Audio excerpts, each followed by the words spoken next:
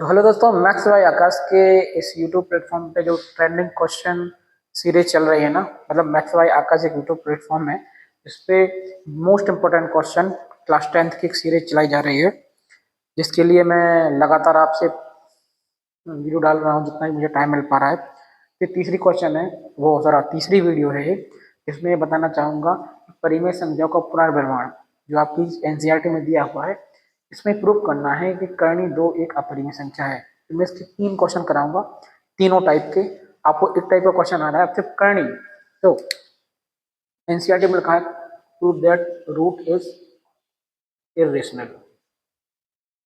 English में माध्यम बच्चों के लिए बता दें, अंग्रेजों के लिए, कि prove that that is again. अब इसके अंदर तुम 2 लगा लो, 3 लगा लो, 5, 7, एक सब पूरा प्रूफ एक ही सा करना है। मैं एक प्रूफ बता रहा हूँ, आपको सारे प्रूफ एक ही से करना है ना। तो इसमें इंग्लिश मीडियम वालों के लिए मैं बता दूं, इसमें लिखा है कि prove that root two is irrational. चलिए इंग्लिश में ये क्वेश्चन लिख दें। Question prove that root two is,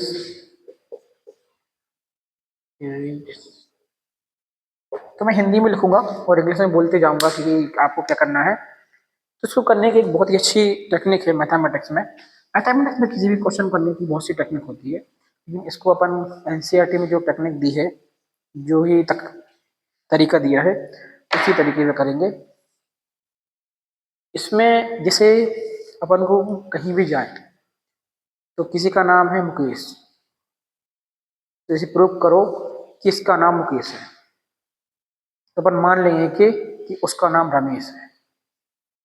और गांव में जाएंगे, बोलेंगे इसका नाम रमेश है, तो गांव बोलेगा नहीं भाई, इसका नाम तो मुकेश है। विरोधाभास हो गया। जैसे अपन ने मुकेश का नाम रमेश रखा और गांव वालों से पूछा इसका नाम रमेश है, तो गांव वालों ने कहा नहीं नहीं भाई, इसका नाम मुकेश है। इसी आधार पे समझ पा रहे होंगे, मैं बिल्कुल जो मेरी बात है अभी आपको समझ में नहीं आ रहे होंगे, मैं आपको बताऊंगा कैसे। इसको अपन परिमेय संख्या रेशनल नंबर मान के चलेंगे, और सिर्फ मान के चलेंगे और ऐसा कुछ प्रूफ दिखाएंगे कि ये रेशनल नंबर हो ही नहीं सकती, तो ये इरेशनल कहलाएगी। ठीक है, इसको अपन हल करेंगे। हल प्रूफ सॉल्व सॉल्व सॉल्यूशन, इसको हल करना। सबसे पहले इसको मान लेंगे अपन, मान आया है, माना कि let us suppose that two एक परिमेय संख्या है। इसके बाद क्या करेंगे, यदि एक परिमेय संख्या है तो परिमेय संख्या की डेफिनेशन क्या है कि परिमेय संख्या ऐसे कहलाती है जो p बटे क्यू या a बटे बी, जो p बटे क्यू के रूप में लिख सकते हैं, या एनसीईआरटी में आपको a बटे के रूप में लिखवाया है a बटे बी, तो a बटे बी ऐसी संख्या है जो a बटे बी के रूप में लिखी जाती है, जहां e और b क्या है, पूर्णांक है, और a और b क्या है, सहअभाज्य।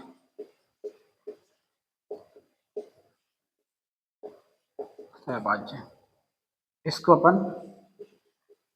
नंबर 1 लिख लेंगे, इसको इक्वेशन नंबर 1 रख देंगे। तो root two equal to A upon B, जहाँ ए और बी पूर्णांक है, पूर्णांक मतलब इंटीजर, और ए और बी एवं बी सहभाज्य है।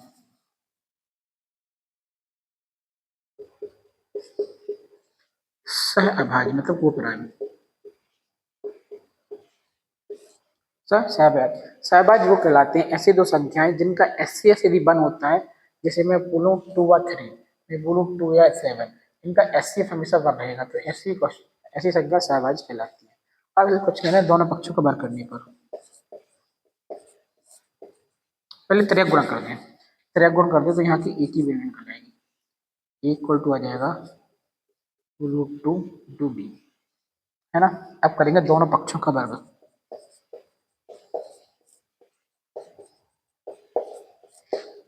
दोनों पक्षों का वर्ग करने पर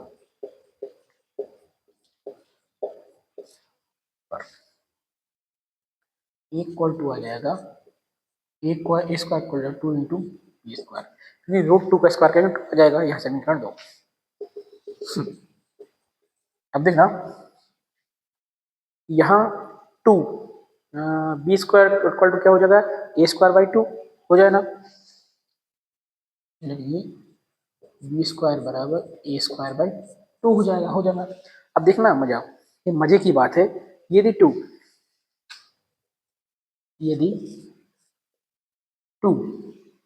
कोमा ए स्क्वायर से विभाजित है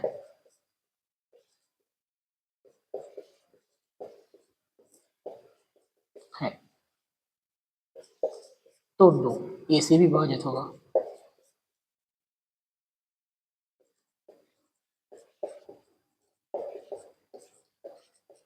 है ना। देखो इसका मतलब यही हुआ ना, B square equal to A square by two, यदि दो ए स्क्वायर से विभाजित है तो दो ए से विभाजित होगा, मतलब दो ए का गुणनखंड कहलाया, दो ए का गुणनखंड है। चलो ये दो के लिए तो हो गया, गुणनखंड है। फैक्टर इंग्लिश मीडियम वालों के लिए मैं बता दूं, आज मुझे लगता है क्वेश्चन में एक क्लास में यही क्वेश्चन करा पाऊंगा और यही क्वेश्चन इंपॉर्टेंट है, बाकी दो क्वेश्चन छोटे मोटे क्वेश्चन बता दूंगा। सबसे पहले लिखा मैंने, प्रूव करना है अपन को कि रूट टू क्या है, अपरिमेय संख्या है। अब रूट टू की जगह पे रूट थ्री है, रूट फाइव है, रूट सेवन है, कुछ नहीं, यही फॉर्मूला अप्लाई करना है। माना कि सपोज दैट रूट टू एक अपरिमेय संख्या है, तो root two equal to A by B, जहाँ ए और बी पूर्णांक है और बी सहभाज्य, ये और B can not be equal to zero, है ना। तो अपन ने फिर क्या किया, तेरह गुणा किया, ए बराबर रूट टू बी हुआ, ये दोनों पक्षों का वर्ग करने पर, दोनों पक्षों का वर्ग किया तो ए स्क्वायर बराबर दो बी वर्ग, है ना, समीकरण 2, ठीक है। तो बी स्क्वायर बराबर यहाँ से बी स्क्वायर की वैल्यू निकाल, ए स्क्वायर बाई टू, तो यदि दो ए स्क्वायर से विभाजित है, दो ए से विभाजित होगा, है ना, तो दो ए का गुणनखंड है। देखो सहभाज्य क्या था, मतलब अब कुछ नहीं, अब क्या कर लेते हैं, माना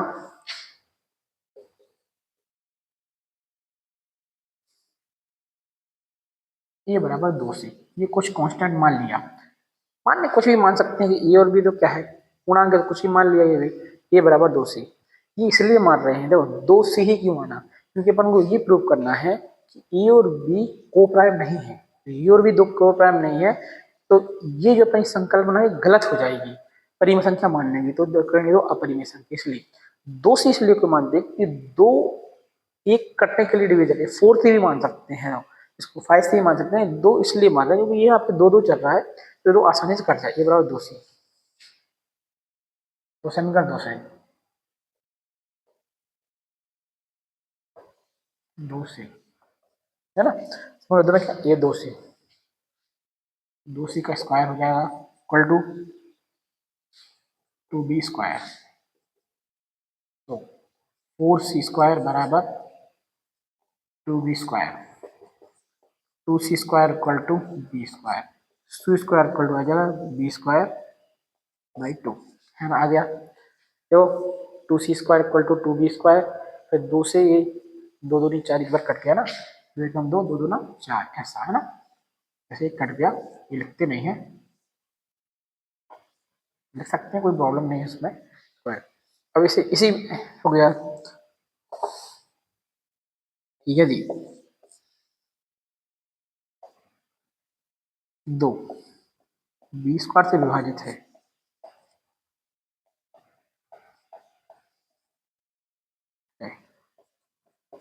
तो दो बी से विभाजित होगा,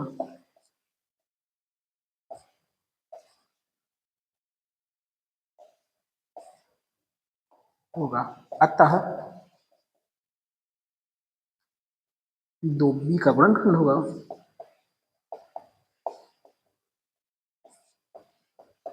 होगा, ठीक है ना। अपन ने ये प्रूव कर दिया कि दो ए का भी गुणनखंड है और दो बी का भी गुणनखंड है, दो बी का, अतः इससे ये प्रूव हो गया कि ए और बी सहभाज्य नहीं है, अतः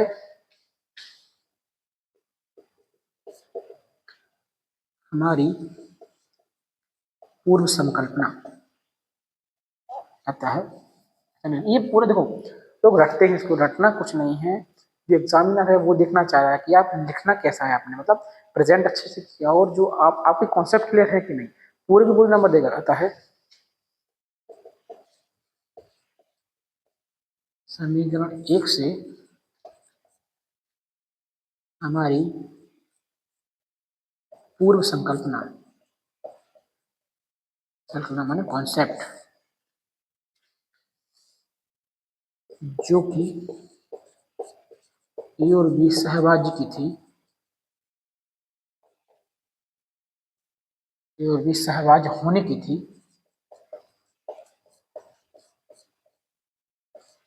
पूर्णतः गलत है, गलत है या फिर या त्रुटिपूर्ण है। क्योंकि यदि ए और बी सहभाज्य है तो दो इसमें इसका एसएफ दो का कैसा आ गया, क्योंकि ए व बी का दो अतिरिक्त गुणनखंड है। अतः इससे सिद्ध होता है, अतः सिद्ध होता है कि √2 परिमेय संख्या है।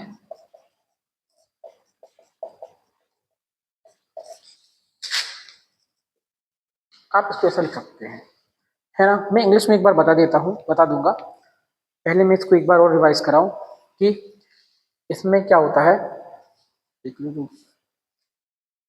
इसमें मैंने बताया, ये सिद्ध कीजिए कि √2 एक अपरिमेय संख्या है ना। तो पहले इसको माना अपन ने कि √2 एक परिमेय संख्या है। तो √2 परिमेय संख्या है तो इसको a/b के रूप में लिखा जा सकता है, जहां a और b पूर्णांक है और a और b क्या सहभाज्य। सहभाज्य क्या होता है, कोप्राइम। कोप्राइम क्या होता है, ऐसी दो संख्या है जिनका SCF हमेशा 1 हो, है ना। फिर अपन ने इसका त्रिक गुणा किया, क्रॉस मल्टीप्लिकेशन, तो इक्वल टू आ गया √2 इंटू बी। ठीक है, दोनों पक्षों का स्क्वायर किया, taking square of both side. में इंग्लिश में बोल दूंगा, पहले मैं हिंदी में समझा। दोनों पक्षों का वर्ग किया, ए का वर्ग ए वर्ग हो गया, √2 का वर्ग हमेशा रूट वाली संख्या का वर्ग, जैसे √2 √a है, इसका स्क्वायर करोगे ना तो ए ही आता है ना। फिर इक्वल टू, फिर यहाँ से अपन ने बी का मान निकाला a²/2। फिर अपन ने लोग नॉर्मल सी बात ली, कुछ जो दिख रहा है वही लिखा।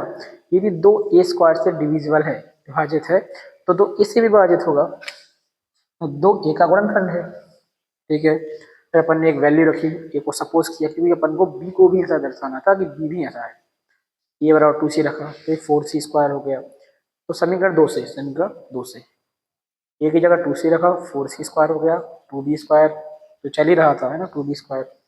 2 से 2 काटा, c² की वैल्यू हो गई b²/2। सिमिलरली जो ए के लिए किया था वो बी के लिए, यदि 2 बी से विभाजित है तो 2 बी से भी विभाजित होगा, बी² से विभाजित है तो बी से विभाजित होगा। अतः बी का अभाज्य गुणनखंड है। तो यहाँ क्या लिखा है, अतः समीकरण 1 से हमारी पूर्व संकल्पना क्या थी कि हम 2 को a/b के रूप में लिख सकते हैं, जो कि ए और बी के सहभाज्य होने की थी। सहभाज्य ये पूर्णतः गलत हो गई है, क्योंकि यह क्योंकि ए और बी का दो अतिरिक्त गुणनखंड है, दो अतिरिक्त गुणनखंड आ गया, मैंने इसका SCF 1 नहीं होगा 2, तो एक कोप्राइम कैसे हुई, है ना। कोप्राइम नहीं हुई तो ये परिमेय ही नहीं होंगे, परिमेय नहीं होंगे तो अपरिमेय है, ऐसे होता है अपरिमेय। हाँ, तो एक अपरिमेय संख्या, सॉरी इसको करेक्ट करना है, अपरिमेय संख्या है। अतः 2 एक अपरिमेय संख्या है। ये मिस्टेक हो जाती है, मतलब वो मैंने सोच रहा था अपरिमेय, लेकिन लिख परिमेय गया। ठीक है, इंग्लिश में कुछ नहीं है, let us assume that √2 is natural number, then putting √2 equal to a/2 where a और b is integers and a और b इज कोप्राइम। ठीक है, question number 1, A cross product किया तो a इक्वल टू आ गया √2 इंटू बी, दोनों पक्षों का वर्ग करो, taking square of both side, है ना। तो a² to 2b², if a is divisible by a², then if 2 is divisible by a², then 2 definitely divisible by a, so 2 is the multiple of a. Similarly let equal to 2c, समीकरण 2 से ऐसे ही सी square के लिए आया। Same पूरा process ऐसे ही करेंगे। ये बहुत ही वीआईएमपी क्वेश्चन जो आता है, वीआईएमपी क्वेश्चन, तो मैंने ये बता दिया, प्राइम फैक्टराइजेशन वाला बता दिया, एलसीएम एचसीएफ वाला बता दिया।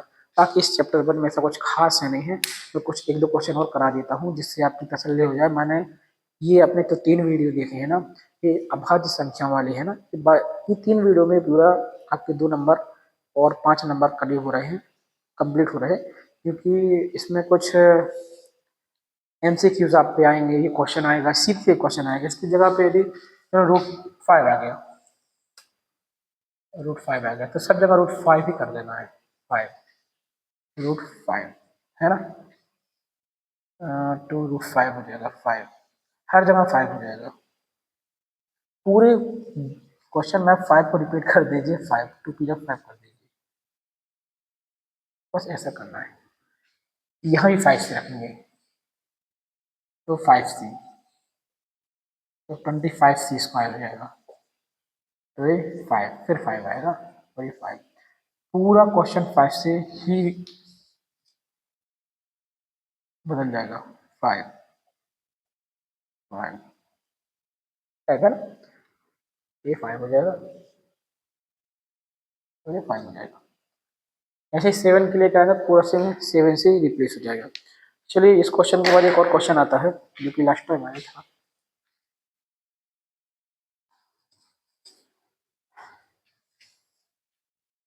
लास्ट टाइम एक और क्वेश्चन आया था,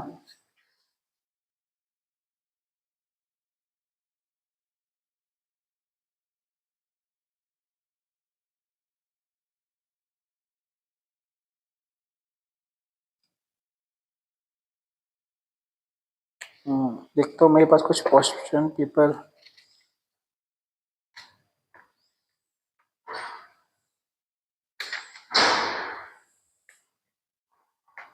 हाँ क्वेश्चन आया था पिछली बार कि दर्शाइए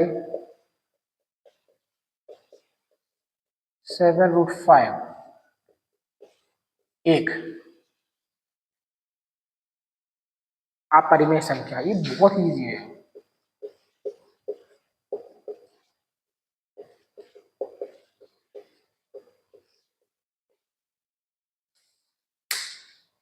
ये बहुत ईजी है, उस क्वेश्चन से बहुत ईजी है सॉल्व। मैंने बताया था इसको करने के लिए ये हल, सबसे पहले मान लो, माना 7√5 एक परिमेय संख्या है,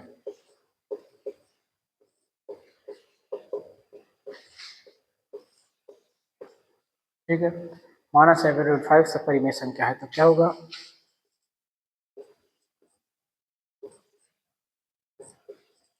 ठीक है, जहां ए और बी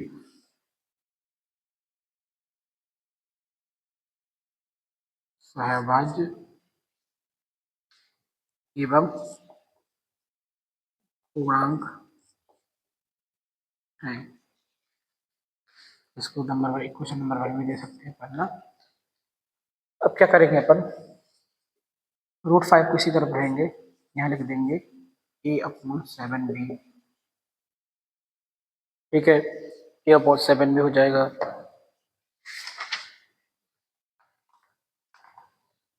अब इन यहाँ पे समीकरण 2 भी लिख सकते हैं।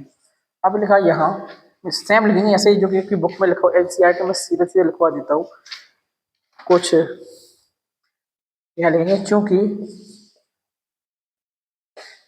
क्योंकि ए 7 और बी तीनों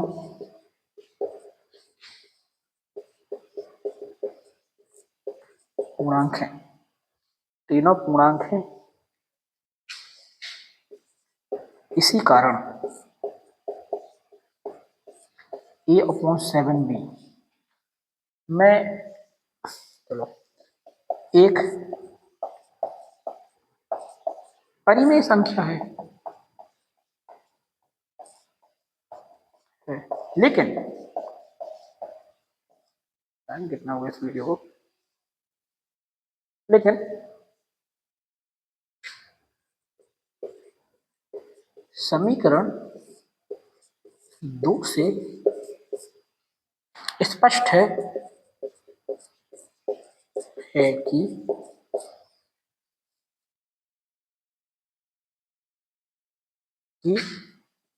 a/7b जो कि कर्ण 5 के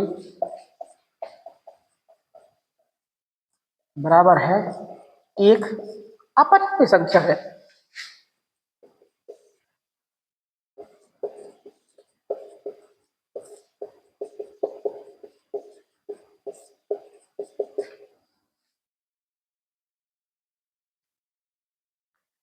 ठीक है, अतः समीकरण 1 से हमारी पूर्व संकल्पना का विरोधाभास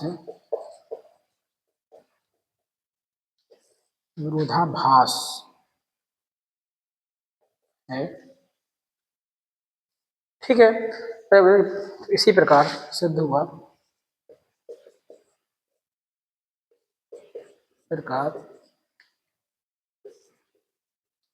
सिद्ध होता है कि 7√5 एक अपरिमेय संख्या है।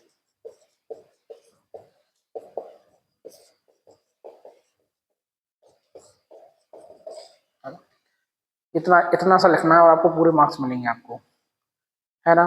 तो इसकी जगह पे 7√5 की जगह 3√2 आ जाए, देखो 7√5 आया अभी, अब 3√2 आ जाए, 5√2 आ जाए, 8√2 आ जाए, कुछ भी आ जाए, आपको ऐसा ही लिखना है, कुछ नहीं।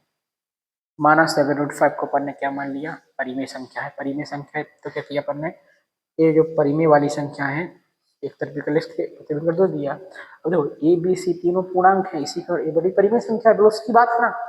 लेकिन समीकरण 2 से स्पष्ट है कि ये तो इसके बराबर है और ये तो एक अपरिमेय संख्या है जो कि अपरिमेय संख्या है।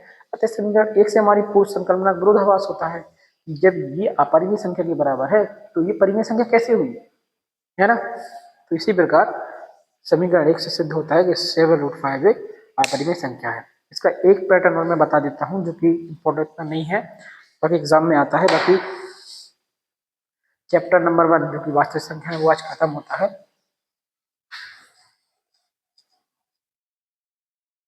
मैं इसका पूरा सॉल्यूशन नहीं कराऊंगा, मैं थोड़ा ऊपर ऊपर का बता देता हूँ।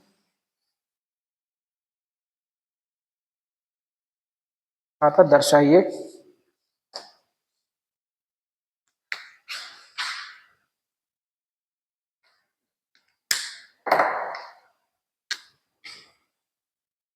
छेदन करने दो एक अपरिमेय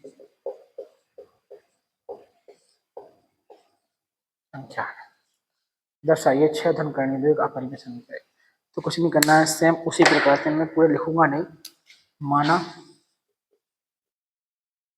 छेदन करने दो एक परिमेय संख्या है, मान लेंगे तो छेदन करने दो को बराबर लिख देंगे a/b, सेम लिख देंगे a और b क्या है, पूर्णांक तथा अभाज्य। मैं अपने स्कूल के बच्चों से भी यही बोलता चाहूँगा, जो मैं हूँ government high secondary school Chalwara block में, कि यदि ये वीडियो मैंने देख ली, आपने देख ली और जो कुछ मैंने आपको पढ़ाया हुआ है क्लास में वो ही देख लिया, तो आप जैसे 62 बच्चे हैं मेरे में, तो 62 के 62 ही बच्चे पास हो सकते हैं। पास होना कोई टास्क नहीं है, पास होना कोई टास्क नहीं, हाँ टास्क अच्छे नंबर लाना है। पास तो हो ही जाएंगे ये वीडियो देख लेंगे तो कुछ नहीं। ये भी कुछ तरह अप्लाई पक्षांतर से, तो a/b√2, इसका थोड़ा 6b - a/b = √2, समीकरण 2 दे दिया, इसका समीकरण 1। सीधा अपन इसमें लिखेंगे 6b और a तीनों क्या है, पूर्णांक है, तो 6b माइनस ए अपॉन ए परिमेय संख्या होनी चाहिए। ठीक, समीकरण 2 से ये तो √2 के बराबर है, सेम लिखेंगे ना, ये क्या होनी चाहिए, परिमेय संख्या, लेकिन ये तो √2 के बराबर है समीकरण 2 से, तो ये तो अपरिमेय संख्या है, अतः हमारी पूर्ण समीकरण से गलत है, इसलिए 6√2 भी एक क्या है, अपरिमेय संख्या। ऐसा लिखना है आपको, कुछ नहीं करना है, सेम पिछले जैसे मैंने जमाना बता दिया, बस ये टिक की थी कि इसको इस तरह बुला के ये बना दो, तो ये क्या है, परिमेय है, परिमेय है।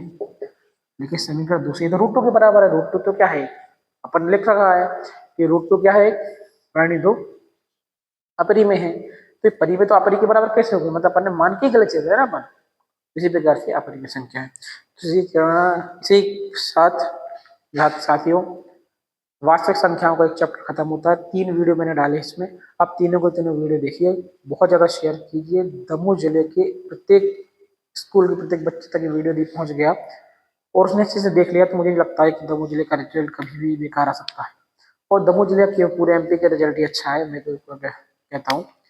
तो अगले बार से अपन नेक्स्ट चैप्टर जो कि मैं देखूंगा कोई भी सरल चैप्टर होगा उसका ट्रेंडिंग क्वेश्चन लाऊंगा, जरूर नहीं क्रम से रहे, अपन देख लेंगे आगे पीछे भी करके ऐसे देख लेंगे। फिलहाल तो बहुपद मैं प्रिपेयर करूंगा, बहुपद के बहुत से क्वेश्चन मैं डालूंगा। तो इसी के साथ मैं आपसे विदा लेता हूँ। जय हिंद, जय भारत, नमस्कार।